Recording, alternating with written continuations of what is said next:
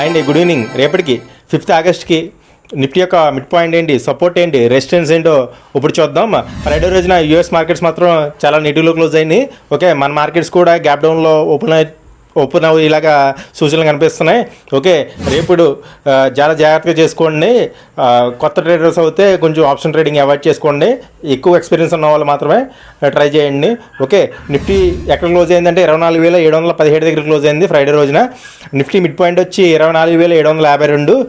First support వచ్చి 24,652. Second support వచ్చి 24,587. Nifty యొక్క రెసిస్టెన్స్ చూసినట్టయితే ఫస్ట్ రెసిస్టెన్స్ 24,817, సెకండ్ రెసిస్టెన్స్ 24,917. ఓకేనా, మన సపోర్ట్ ఒకటి చెప్పాను కదా, సెకండ్ సపోర్ట్ 24,587, అది కూడా బ్రేక్ డౌన్ అవుతే 24,500 కూడా టెస్ట్ చేసే ఛాన్స్ ఉంటుంది. సో ఓపెన్ అయిన తర్వాత చాలా జాగ్రత్తగా ట్రేడ్ చేసుకోండి. ఓకేనా.